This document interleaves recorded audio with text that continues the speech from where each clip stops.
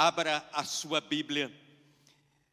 No Evangelho de Mateus, capítulo 24, nós vamos fazer uma leitura que será um tanto longa, não é o nosso costume, mas para que você entenda melhor tudo que há de conteúdo neste texto. Mateus 24, nós vamos ler do 1 até o 28. Aproveito para trazer a minha saudação aos visitantes. Voltem sempre para juntos adorarmos a Deus. Evangelho de Mateus, capítulo 24. Tendo Jesus saído do templo, ia se retirando quando se aproximaram dele os seus discípulos para lhe mostrar as construções do templo. Isto é, os discípulos estavam admirados com o templo. Ele, porém, lhes disse: não vedes tudo isso? Em verdade vos digo que não ficará aqui pedra sobre pedra que não seja derribado. Jesus está falando de um tempo mais próximo, 40 anos depois dessas palavras, quando o imperador Tito se levanta contra Jerusalém e derruba os muros de Jerusalém e também derruba o templo, e não ficou nenhuma pedra. Essa profecia se cumpre. Só que aí Jesus continua falando, e vem algumas perguntas aqui dos discípulos. Versículo 3: no Monte das Oliveiras achava-se Jesus assentado, quando se aproximaram dele os discípulos em particular e lhe pediram: dize-nos quando sucederão estas coisas, falando sobre a profecia de Jesus a respeito daqueles dias de destruição em Jerusalém. E aí uma outra pergunta: e que sinal haverá da tua vinda e da consumação do século? Não esqueça, duas perguntas. E Jesus, no texto a seguir, responde as duas perguntas. Ele lhes respondeu: vede que ninguém vos engane, porque virão muitos em meu nome dizendo: eu sou o Cristo, e enganarão a muitos. E certamente ouvireis falar de guerras, rumores de guerras. Vede, não vos assusteis, porque é necessário assim acontecer, mas ainda não é o fim. Porquanto se levantará nação contra nação, reino contra reino, e haverá fomes e terremotos em vários lugares. Porém tudo isso é o princípio das dores. Então sereis atribulados e vos matarão. Sereis odiados de todas as nações por causa do meu nome. Nesse tempo muitos hão de se escandalizar, trair, odiar uns aos outros. Levantar-se-ão muitos falsos profetas e enganarão a muitos. E por se multiplicar a iniquidade, o amor se esfriará de quase todos. Aquele, porém, que perseverar até o fim, esse será salvo. E será pregado este evangelho do reino por todo o mundo, para testemunho a todas as nações. Então virá o fim. Quando, pois, virdes o abominável da desolação, de que falou o profeta Daniel no lugar santo, quem lê entende. Então os que estiverem na Judeia fujam para os montes. Quem estiver sobre o eirado não desça a tirar da casa alguma coisa. E quem estiver no campo não volte atrás para buscar a sua capa. Ai das que estiverem grávidas e que amamentarem naqueles dias. Orai para que a vossa fuga não se dê no inverno nem no sábado. Porque nesse tempo haverá grande tribulação, como desde o princípio do mundo até agora não tem havido e nem haverá jamais. Não tivessem aqueles dias sido abreviados, ninguém seria salvo, mas por causa dos escolhidos, tais dias serão abreviados. Então se alguém vos disser: eis aqui o Cristo, ou ei-lo ali, não acrediteis, porque surgirão falsos cristos e falsos profetas, operando grandes sinais e prodígios para enganar, se possível fosse, os próprios eleitos. Guarde bem esta palavra de Jesus: se possível fosse.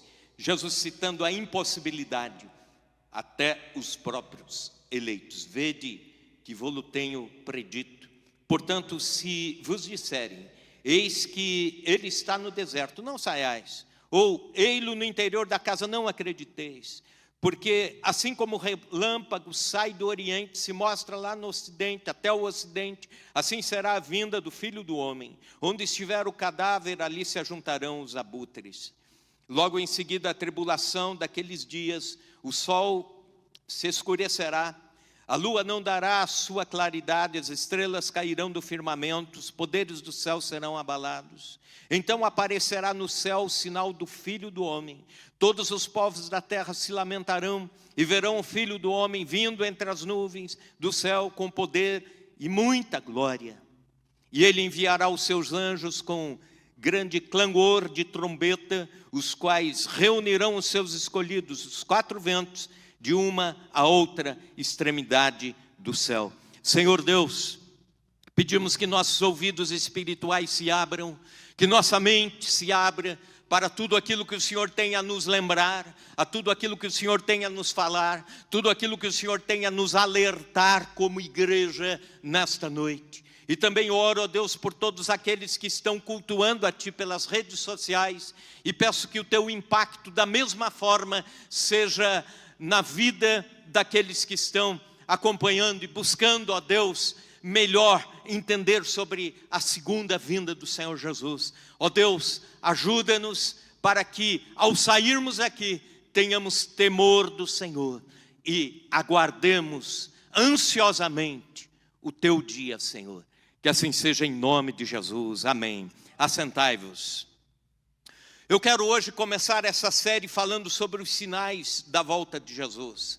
A segunda vinda de Jesus é predita pelos profetas, é anunciada por Ele mesmo, é pregada pelos apóstolos, é descrita pelos anjos, é um dos temas mais debatidos, portanto é um dos assuntos também distorcidos por muitos, é um dos assuntos negados por outros, até mesmo cristãos, que creem não ser literal a volta do Senhor Jesus, e há uns que vivem, creem, mas vivem como se isso não fosse uma grande verdade. Jesus voltará. E outros amam e esperam ansiosamente a volta de Jesus e o arrebatamento da igreja. Pois bem, há 300 referências na Bíblia Sagrada a respeito da segunda vinda de Jesus e o arrebatamento da igreja. Não deixou Cristo a data de quando Ele viria, mas descreveu com detalhes os sinais que antecederiam a sua volta e o arrebatamento da igreja. Quando os pássaros se alvoroçam, quando as nuvens se escurecem, quando o vento sopra mais forte, quando é uma tempestade, porque os sinais estão mostrando. Jesus disse da mesma forma: quando verdes os sinais, sabeis que está perto as portas. Quando a terra começar a entrar num determinado ciclo de destruição, nós sabemos, chegou a hora. Quando o ser humano começar a extravasar todo o seu tipo de perversidade, como profetizou Paulo, nós sabemos, está chegando a hora. O texto que lemos nos aponta 8 principais sinais, dos quais Jesus mesmo fala. Existem outros tantos sinais que a Bíblia Sagrada nos alerta sobre eles, mas eu quero ficar nessa noite com aqueles que Jesus, Ele mesmo, nesse texto que chamamos de o pequeno apocalipse dos evangelhos, fala sobre os sinais que antecedem o arrebatamento da igreja.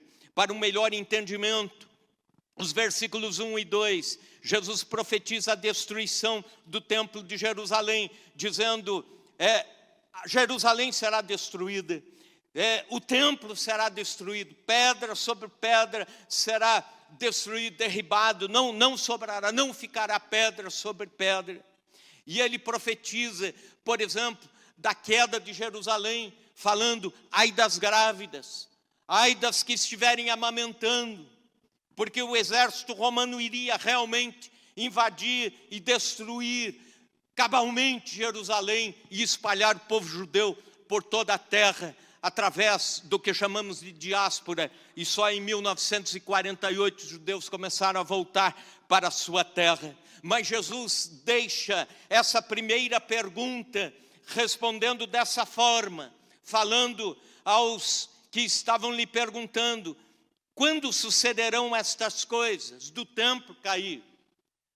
Mas eles perguntam, uma segunda pergunta: que sinal haverá da tua vinda e da consumação dos séculos? E aí então Jesus começa a dizer: haverá uma destruição, e essa destruição um prenúncio daquilo que será num futuro mais distante, quando realmente o mundo inteiro entrará em colapso. E ele começa a enumerar os sinais. Acompanhem comigo o primeiro dos sinais, um grande mix de religiosidade no nosso planeta. Veja os versículos 4 a 5, o que o texto diz. Ele lhes respondeu: vede que ninguém vos engane, porque virão muitos em meu nome, dizendo: eu sou o Cristo. Enganarão a muitos. Versículo 11. Levantar-se-ão muitos falsos profetas e enganarão a muitos. Versículos 23 até o 26. Então, se alguém vos disser: eis aí o Cristo, ou ei-lo ali, não acrediteis, porque surgirão falsos cristos e falsos profetas, operando grandes sinais e prodígios para enganar, se possível fosse, até os próprios eleitos. Vede que vô-lo tenho predito, portanto, se vos disserem: eis que ele está no deserto, não saiais, ou ei-lo no interior da casa, não acrediteis. Jesus está falando a respeito de um grande anseio que o mundo vai ter por religiosidade. Há uma diferença entre religião e religiosidade. Religião é uma coisa boa, legítima, é a religação de Deus com o homem, e isso através da cruz do Calvário. Mas a religiosidade é a tentativa incontida do ser humano pelo sobrenatural e pelo seu encontro com Deus a partir das suas próprias ideias de como seria um culto. Há uma sede de espiritualidade no nosso mundo nesses dias. Este sinal já está se cumprindo. Nos últimos 40 anos, há uma acentuada busca por espiritualidade no nosso planeta. Por exemplo, no mundo, segundo o pesquisador Gordon Melton, existem aproximadamente 100 mil seitas que estão vinculadas a outras 50 mil religiões maiores. E a cada dia surgem 4 novas religiões no nosso planeta. A religião que mais cresce no mundo é o islamismo. E, estranhamente, é a mais radical e violenta. É interessante que a França, que foi o berço dos primeiros protestantes, mártires da fé, dali a alguns séculos se torna também o berço do ateísmo. Só que agora, os franceses estão sedentos por religião e buscam no islamismo, buscam na religião de Maomé, uma religião violenta, a sua escora de espiritualidade. Isso parece muito estranho. No Brasil, o Brasil é chamado um país sincretista. Sabe o que é sincretismo? É onde há muita religiosidade e onde tudo isso se mistura. Uma tradução um pouco mais livre para a palavra sincretismo é: você pode crer naquilo que quiser crer, você pode devotar-se a qualquer Deus, e no final nos unimos debaixo de uma mesma legitimação. Tudo está valendo, demos as mãos. No Brasil, existe esse anseio por espiritualidade também. Nosso país é o segundo país do mundo em número de testemunhas de Jeová. Também é considerado o maior país espírita do mundo, em números de espíritas professos.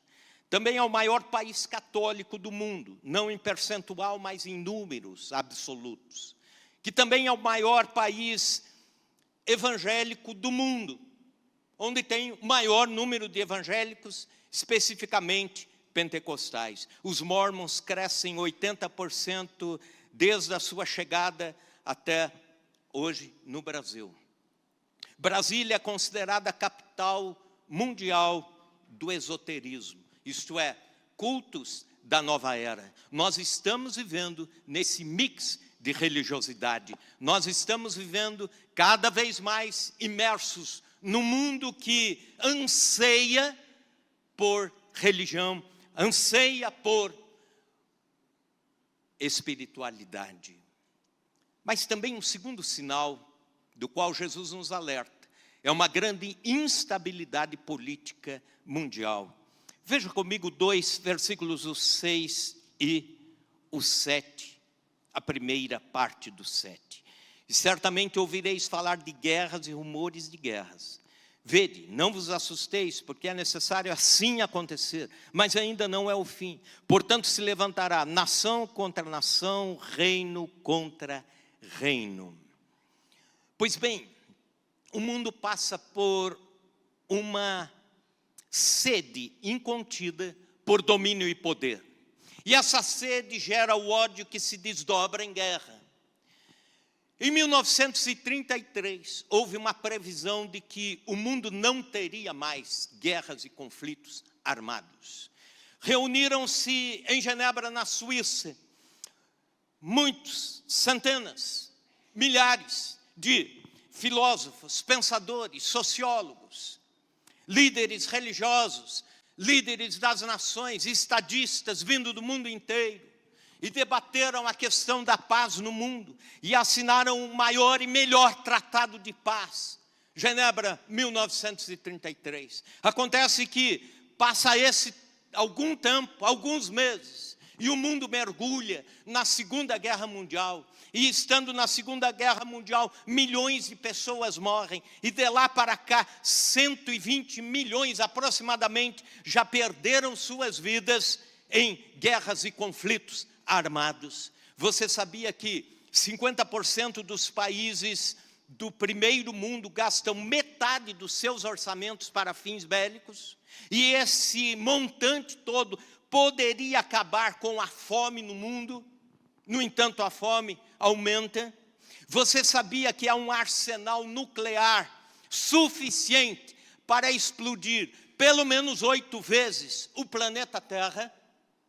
Você sabia que cerca de 500 mil cientistas estão trabalhando em diversos países diferentes no mundo, desenvolvendo e aperfeiçoando equipamentos para a guerra?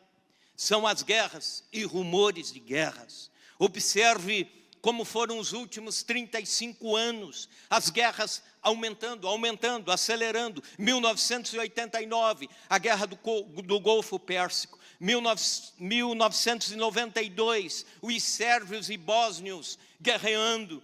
A seguir, 1993, um massacre na África, onde 800 mil morreram em 15 dias em Ruanda. 2001, maior atentado terrorista do mundo, que se desdobra na guerra do Afeganistão. 2002, 2005, Estados Unidos e Iraque. 2006, Israel e Líbano. 2007 a 2009, o mundo volta a viver aquela corrida da Coreia do Norte por armamento nuclear, junto com também o Irã, e isso não parou até agora, recomeçou. 2014 a 2016, o drama dos refugiados. 2016, a Síria em guerra. 2022, Rússia e Ucrânia. 2023, Israel e alguns grupos terroristas daquela região. E enquanto você assiste Israel e Grupo Hamas, as notícias todos os dias, enquanto você assiste Ucrânia e Rússia, existem outros 6 conflitos armados decorrendo no mundo que a mídia não está cobrindo. Analistas apontam que o perigo de uma terceira guerra mundial a qualquer momento é iminente. E não sou eu que falo, e não é a imprensa que fala, são analistas que olham para o mundo com os olhos de cuidado nesta área e nos alertam. Terceiro sinal que Jesus nos fala sobre ele é um colapso social. Veja comigo o versículo 7, a última parte, a continuação do versículo, reino contra reino, e haverá fomes e terremotos em vários lugares. Vamos ver primeiro o drama da fome. 2 em cada 5 habitantes do planeta passam fome. No Brasil, aproximadamente 20 milhões de pessoas estão vivendo abaixo da linha da pobreza e estão comendo restos de comida e por vezes do lixo. Dentro de 30 anos, segundo a comunidade científica, não haverá comida e água suficiente para o consumo. E quando houver, os preços serão exorbitantes. Em 2007, era agosto de 2007, alguns vão lembrar deste fato.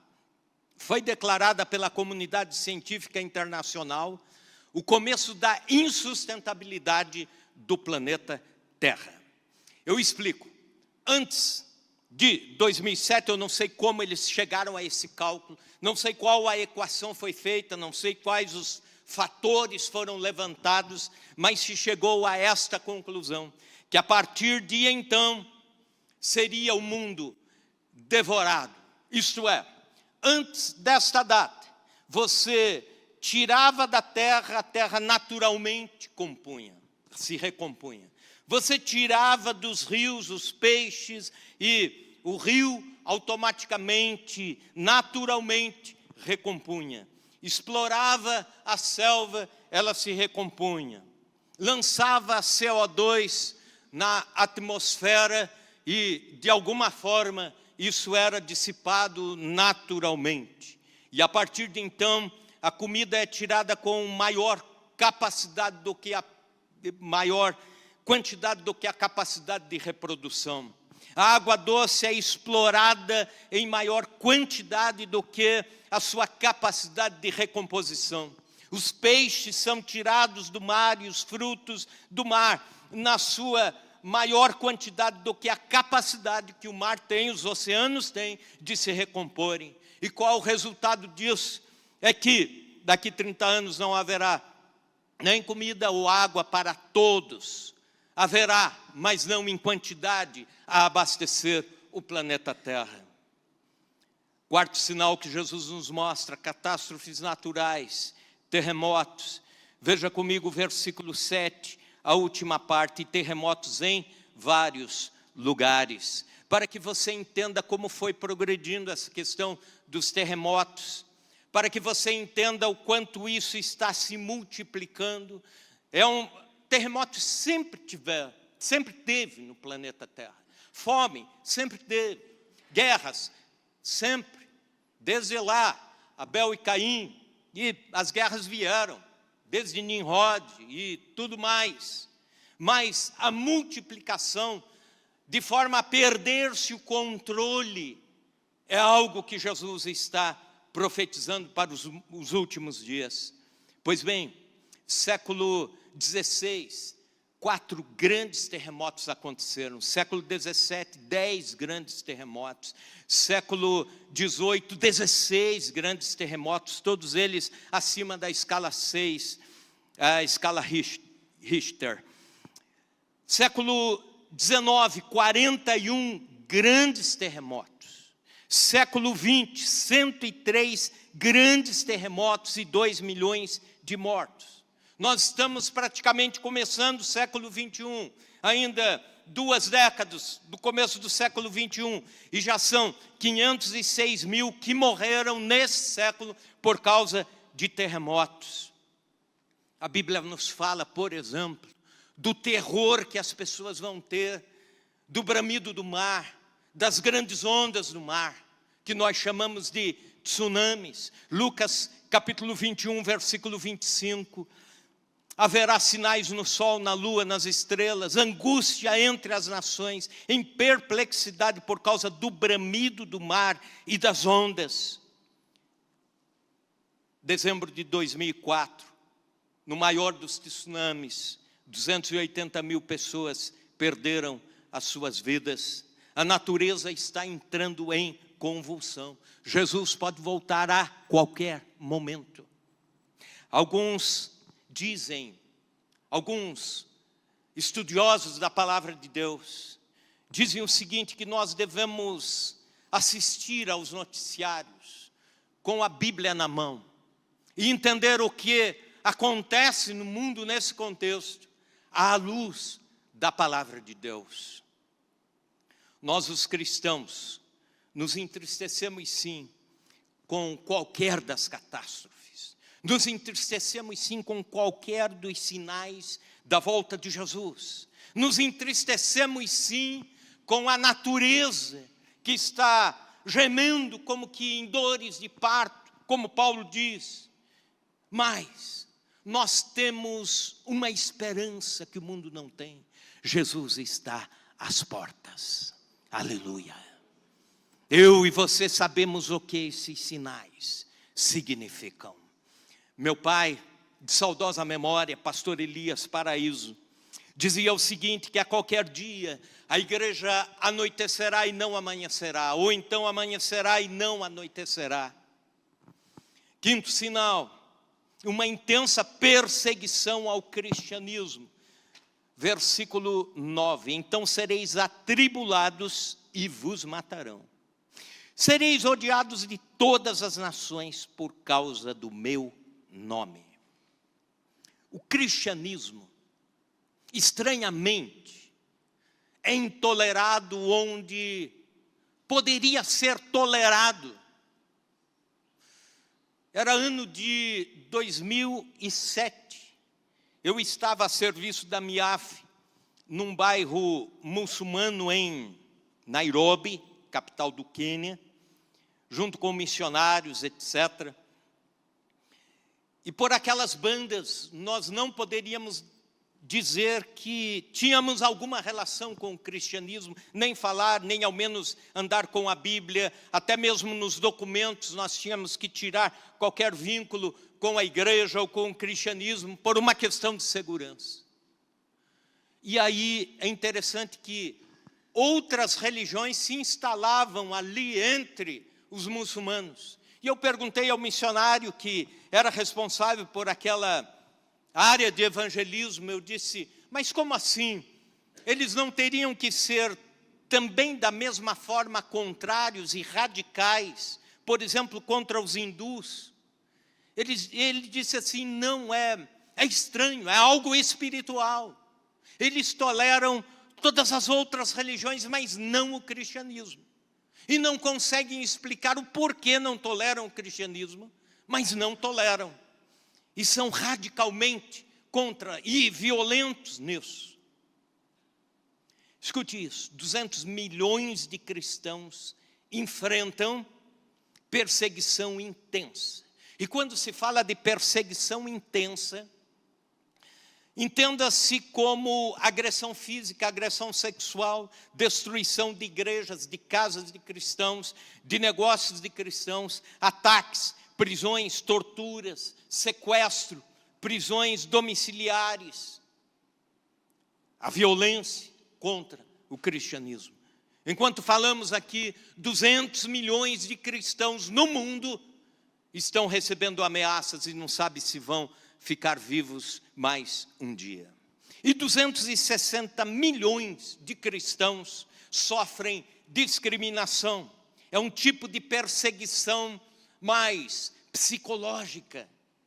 O insulto, ou então os maus tratos, ou então a perda do emprego, a expulsão da casa, o deserdar da família. 1 em cada 3 cristãos no mundo hoje sofre perseguição. 1 em cada 10 pessoas no mundo é um cristão perseguido. O cristianismo está sendo perseguido. Nós aqui no Brasil temos toda a liberdade para cultuar a Deus. Temos a liberdade para vir às reuniões de oração. Temos a liberdade para andar com a nossa Bíblia, ou no celular, ou com o livro, o físico. Temos a oportunidade de estudar, temos a oportunidade de adorar, temos a oportunidade de fazer culto em qualquer lugar. Mas se você vai em alguns lugares distantes, o cristianismo está sendo frontalmente perseguido na tentativa de exterminá-lo. Sexto sinal, a desumanização do ser.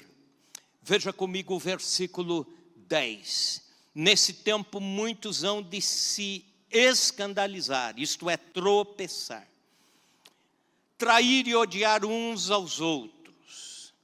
Existe como que podemos chamar isso? Mas existe uma deterioração dos bons valores no ser humano. E isso vai culminando na violência.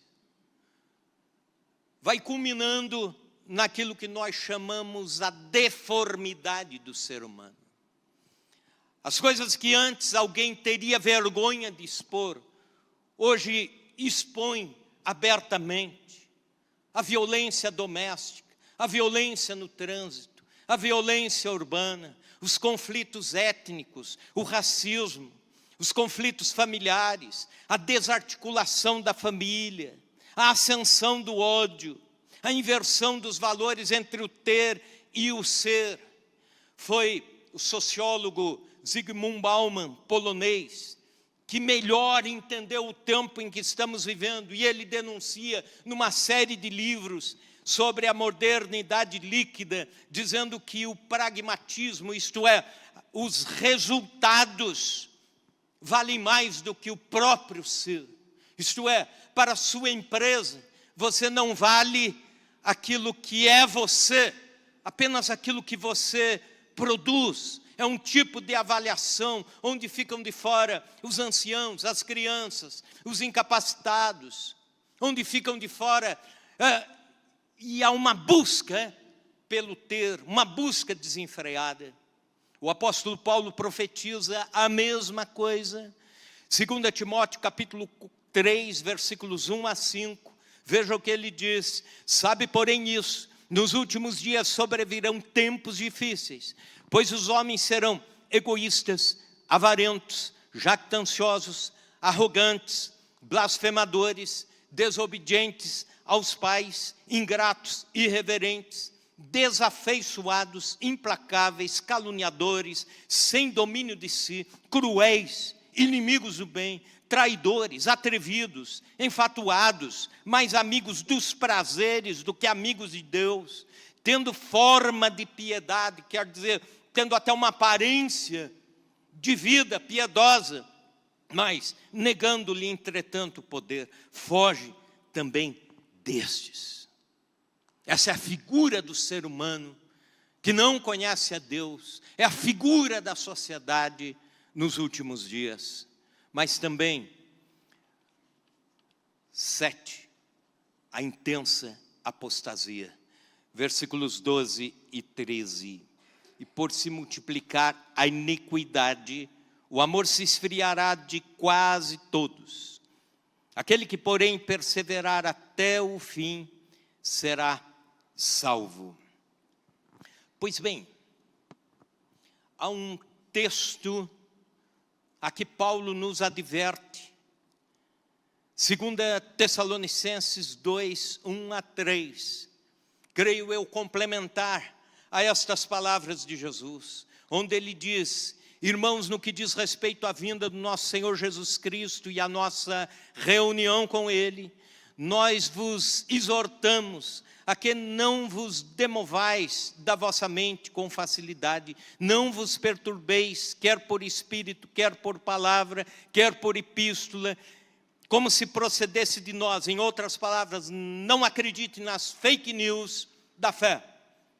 Supondo ter chegado o dia do Senhor, ninguém de nenhum modo vos engane, porque isto não acontecerá sem que primeiro venha a apostasia, quer dizer, pessoas deixando a fé, pessoas que outrora você olhava e dizia: é um baluarte, é alguém que ama Jesus, é alguém que, e de repente, estas tais pessoas deixando a fé, pregadores, homens de Deus, etc., deixando, e você fica boquiaberto. É a apostasia, o deixar Ninguém de nenhum modo vos engane, porque isso não acontecerá sem que primeiro venha a apostasia. E seja revelado o homem da iniquidade, o filho da perdição. E aqui está falando do anticristo. Versículo 15 em diante de Mateus 24. Quando, pois, virdes o abominável da desolação, de que falou o profeta Daniel. O profeta Daniel já havia profetizado a respeito do anticristo em 3 ocasiões. No lugar santo, quem crê entenda. Simultaneamente, a apostasia, ao deixar a fé. A Bíblia diz que também, junto com a grande apostasia, revela-se o anticristo, isto é, aquele que há de governar o mundo.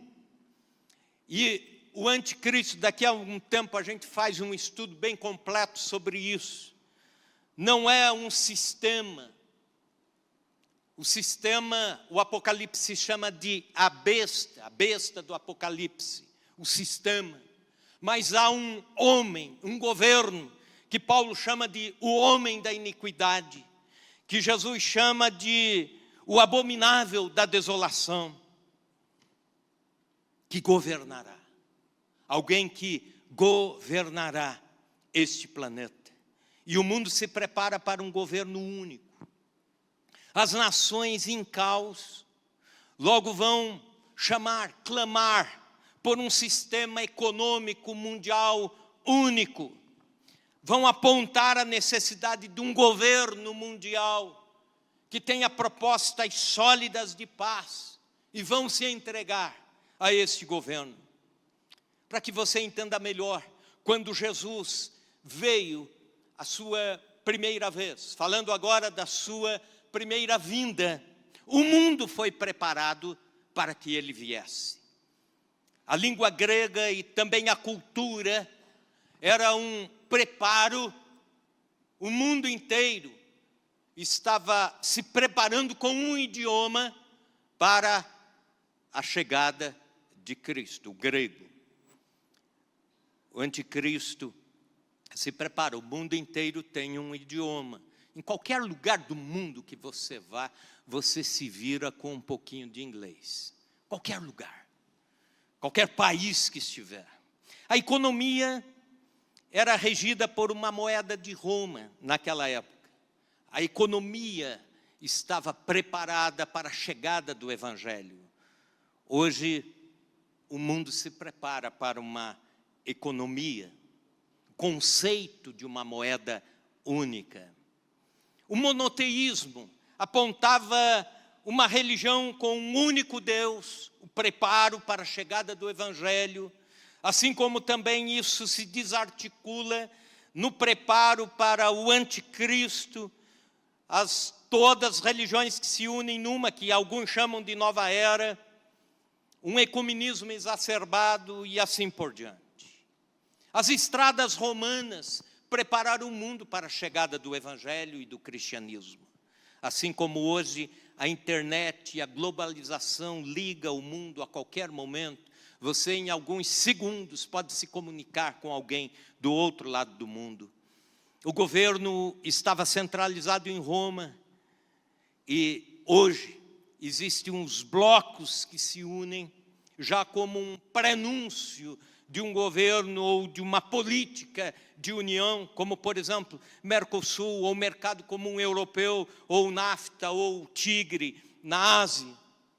Há 2050 anos atrás, o mundo foi preparado para a chegada de Cristo e do Evangelho. Hoje, com clareza, o mundo está sendo preparado para a chegada do anticristo e o seu governo.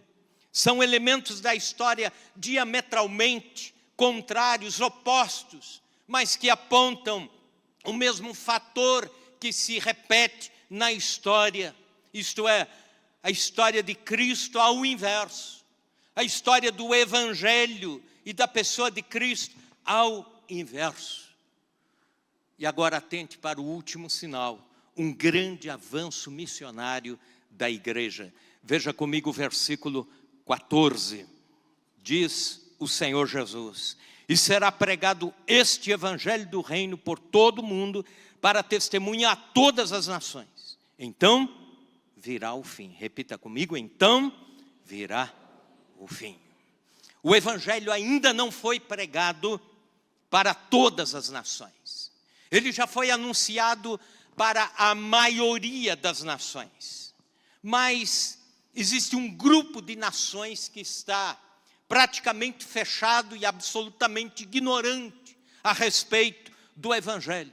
A esse grupo de nações, os missionários e missiólogos, as igrejas chamam de a janela 1040. Você já ouviu provavelmente este termo. São 64 países não evangelizados no mundo. E eles se reúnem nesse pedacinho verde que eu coloco aqui. Um grupo de nações. Você pode depois entrar lá no Google, depois do culto, e procurar entender o que é melhor, entender da melhor forma possível o que é a janela 1040.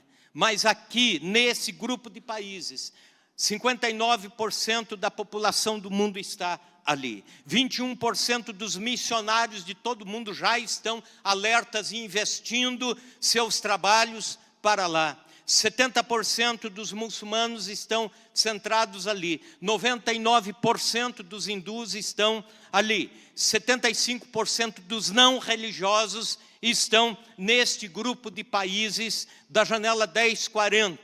Aqui vivem aproximadamente 2,7 bilhões de pessoas abaixo da linha da pobreza, isto é, na miséria. Sabe qual percentual de crentes ou de cristãos existe nesse grupo de países? Apenas 2% dessa população ouviu falar de Jesus, e a maioria também não tem a Bíblia traduzida para a sua língua, para o seu idioma. Aqui vivem 97% das pessoas menos evangelizadas do mundo. É o lugar de maior perseguição aos cristãos no mundo todo. Maior local de perseguição. Satanás luta laboralmente para segurar esta parte do mundo não evangelizada. Mas na década de 80, com os estudos dos missionários, das agências missionárias, nos congressos missionários, chegou-se a esta conclusão de que todo meio cristão, todo meio evangélico, as juntas de missões, as igrejas devem investir esforços para alcançar os povos não alcançados que estão na janela 1040. Voltar os esforços para lá. Eu creio que quando os países da janela 1040 estiverem evangelizados, Jesus volta e arrebata a sua igreja. Então virá o fim. É o que diz o texto. Olhe para mim com seriedade agora. Você quer apressar a volta do Senhor Jesus? Então uma coisa você pode fazer. Você pode orar pelos missionários que estão na janela 1040. Você pode orar por povos não alcançados. Você pode contribuir com missões que se voltam para os povos não alcançados. E desta forma nós estamos apressando a volta do Senhor Jesus. E podemos dizer de consciência limpa, Maranata, ora vem Senhor Jesus. Fique em pé na presença de Deus.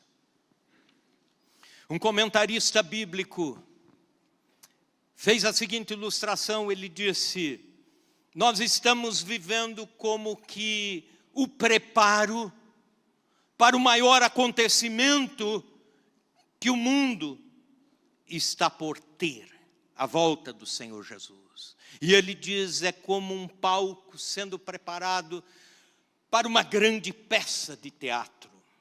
Os atores já estão nos seus devidos lugares. O cenário está todo pronto, arrumado. Todos estão com os papéis preparados. A plateia já está em silêncio. E falta apenas a ordem do diretor de abrir as cortinas e começa então a peça. essa mensagem que eu te trago não é nova.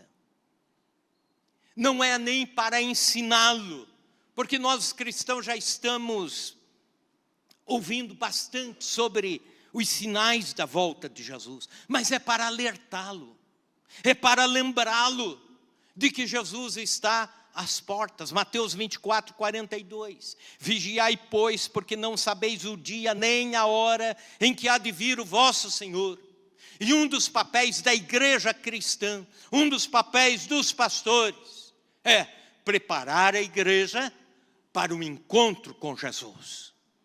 Se fizermos isso, teremos cumprido cabalmente, adequadamente o nosso ministério.